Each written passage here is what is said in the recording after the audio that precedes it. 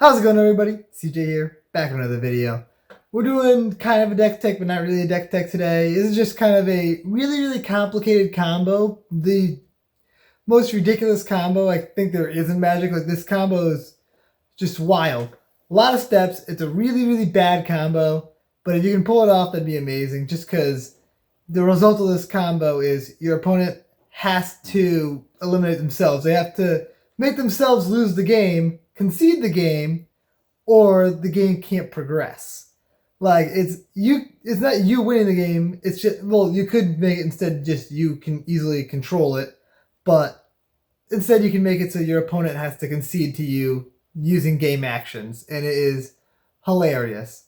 It's a very complicated combo. It requires a lot of setup, but the main part of the setup is pretty easy to do if you can just get two pieces in, and then the rest of it's just like a really, like, instead of using a good combo, like instead of using, I don't know, just like Kenrith's ability to draw out your opponent's decks, instead of doing something like that, or Walking Ballista to killing all your opponents, instead of doing anything awesome like that, anything easy like that, this is just ridiculously complicated. Like, whole lot of steps, but it's much more satisfying when you make your opponents have to concede to you. And before we get into this, remember, giveaway. It's ending very soon. You only have until June 1st to enter. So if you want this awesome playmat, join the giveaway. Just check out the video. It's linked down below. And we are going to get started on this. So this combo is very complicated. It is very complicated, but this beginning is easy. So the first thing you got to do is get infinite mana. And you can do that doing any of your favorite infinite mana combos. Anything like, oh my god, just like Isochron Scepter, Dramatic Reversal. You can do something like Freed from the Real and Bloom Tender, or Fabro Elder. Just literally anything you want to do. Anything. You can just do the whole Najeela thing, get infinite mana that way. You have so many options, and just pick your favorite. Deadeye Navigator and Peregrine Drake, it's always a good one. Just pick your favorite infinite mana combo, or all of the infinite mana combos, just so you have more consistency. And then what you got to do with that next is draw your entire deck. A good card for that is like Staff of Domination, just because it's a very easily controllable card draw. So you get infinite mana, you draw your whole deck. And next step, you got to play Vidalcan Orrery. So everything's in your hand. So this is the complicated part, but like it's easily doable because the cards are just in your hand. So you play Vidalcan Orrery, you play Door to Nothingness, you play Hive Mind, you play Amulet of Vigor, you play Elixir of Immortality, and you play Channel the Suns. And thanks to Hive Mind, it's going to be copied for everybody. And you can use Elixir of Immortality to continuously shuffle everything into your library. Using infinite mana, you can just continuously cast Channel the Suns, just to make infinite colored mana of every color for every player. That's very important. You got to make sure everybody has infinite mana. Then after you do all of that, you have to... So all of that just lets it so... Like, Amulet of Vigor makes it so Door to Nothingness enters untapped. Hive Mind, so everyone can get infinite mana. Elixir of Immortality, so that aid in that. Vidalcan Orrery is a key part, because you're going to need to be able to do stuff on your opponent's turns, and really out of order. The next step is to activate your draw source for 7 draws. So activate Staff of Domination so you can draw 7 cards. With that still on the stack, you have to play and activate Mirror of Fate. And so with Mirror of Fate trigger also on the stack, you're going to cast Paradigm Shift. So you're removing all cards from your library from the game, thanks to Hive Mind. This is from everybody's library. So it gets triggered for everybody. So everybody's libraries are getting removed from the game. But with this on the stack, you have to cast Decree of Annihilation. So you're just basically removing all permanents that are in play from the game. So everything is just gone, including hands. And in response to that, so that's still on the stack. So this stack is it's still in the stack.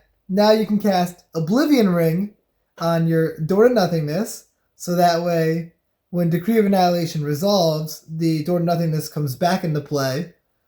So you also have to do Estrid's Invocation as a copy of Oblivion Ring on the Vidalcan Orrery, and Clever Impersonator as a copy of Oblivion Ring on Amulet of Vigor.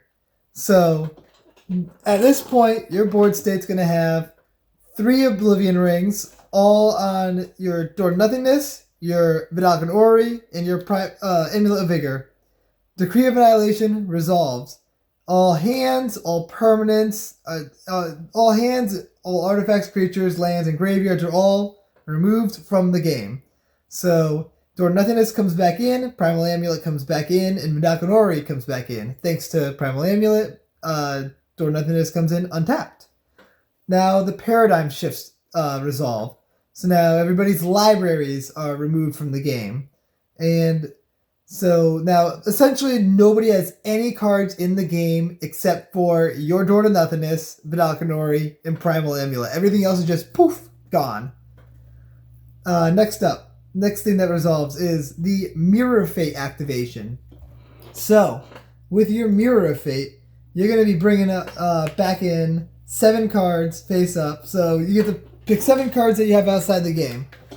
The 7 cards that you're going to pick with Mirror of Fate are going to be Upwelling, Omen Machine, Regrowth, Lich's Mirror, Donate, Oblivion Ring, and Estrid's Invocation or Clever Impersonator. That one's your choice. It doesn't make much of a difference. After the Mirror of Fate resolves, all those get shuffled into your library. So you have 7 cards in your library now. Your 7 draw triggers from Staff of Domination will now resolve. So now you draw those 7 cards. So now you have in your hand the Upwelling, Omen Machine, Regrowth, Lich's Mirror, Donate, Oblivion Ring, and Estrid's Invocation, along with Door to Nothingness, Vidalcan Orrery, and Amulet of Vigor on the battlefield. Next thing you gotta do is you donate Door to Nothingness to the next player, whoever is going after you. Donate the door to them. So now they control Door to Nothingness. You have to cast Upwelling. So the infinite mana that you made for everybody earlier in the game, earlier in this turn with Channel the Suns and Hive Mind, all that infinite mana stays inside the mana pools. Does not drain. That's very, very important. So you cast Upwelling. And then you cast Omen Machine, so that way people don't lose the game by not being able to draw any cards. And then you cast Lich's Mirror as a safety for you. And so Lich's Mirror will resolve, and then you can pass the turn. So in play, you've got Upwelling, Omen Machine, Lich's Mirror, Door to Nothingness, Amulet of Vigor, Vidalcan Orrery. In hand, at this point, you're going to have, Regrowth, Oblivion Ring, and Estrid's Invocation. And so your opponent now untaps, has nothing to untap, but has, it all untaps, oh my god. The Door to Nothingness is untapped at this point because of the Amulet of Vigor. So your opponent starts their turn. They have no hand. They have no library. Owen Machine triggers, but there's no card to flip into play. But they don't lose the game because they can't draw a card. They have infinite mana in their pool and an untapped Door to Nothingness. So now they have 3 choices. Choice number 1, which is what they're probably going to try to do first. They can activate Door to Nothingness targeting you. If they activate Door to Nothingness targeting you, this is what you gotta do. So, you will cast Oblivion Ring and on Omen Machine, and Estrid's Invocation as a copy of Oblivion Ring on Vidalcan Orrery. Lich's Mirror will trigger, making you shuffle all your cards into your deck and then draw 7. So that will shuffle in your Upwelling, your 2 Oblivion Rings, Upwelling, Regrowth, Donate, and Lich's Mirror, and Amulet of Vigor. So there's 7 cards that will be shuffled into your library, and then it makes you draw the 7, so you draw all 7 of those back. So again, you have no cards in your library, and then you will have the Ori and Omen Machine back in play. You play Amulet of Vigor. You have to play that one first. Then you play Upwelling. You play Amulet of Vigor first. Then you can play any of these in any other order. Upwelling, Lich's Mirror, and Door to Nothingness. Door to Nothingness will enter untapped. Then you cast Donate and give the Door to Nothingness back to that same player so they can do this again. So you can just repeat this every time they try to target you. So that way they just have the choice again over and over and over. They can either pass the turn, not do anything, concede the game, or they can Door to Nothingness themselves, which is what you are hoping to get people to do, because that just seems like a grand old time. And so if they do Door to Nothingness themselves, you got to be able to get Door to Nothingness back. That's why you got the regrowth.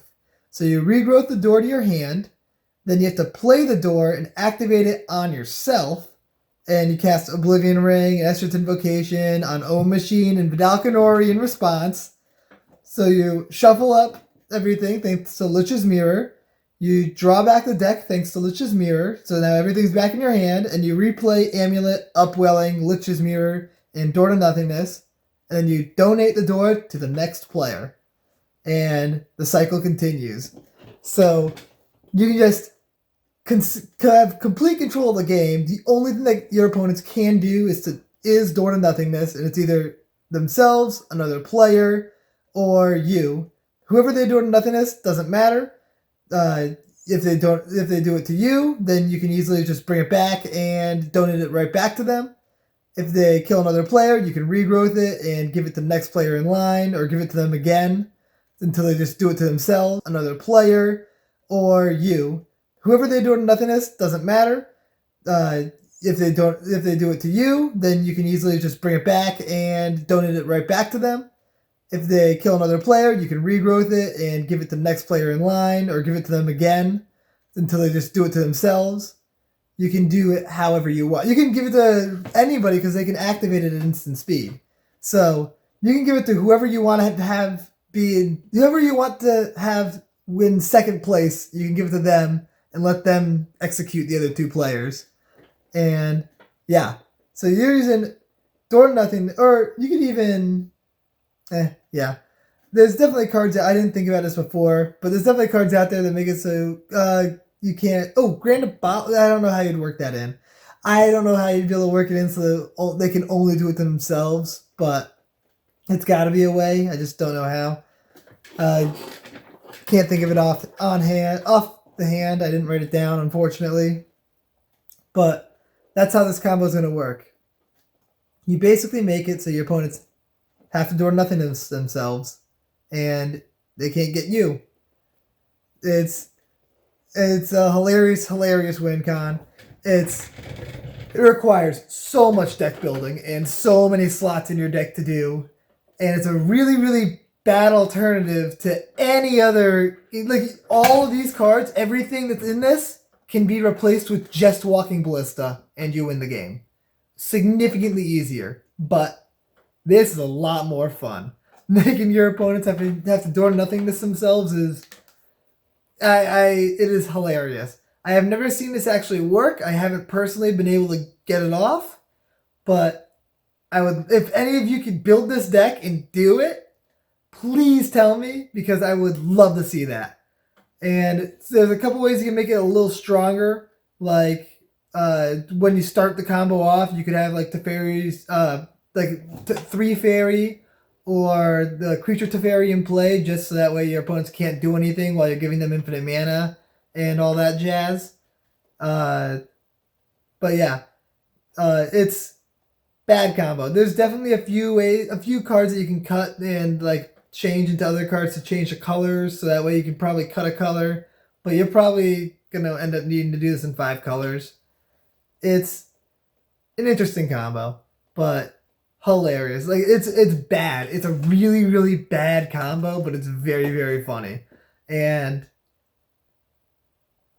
I just want to see somebody do it. So somebody, please do it.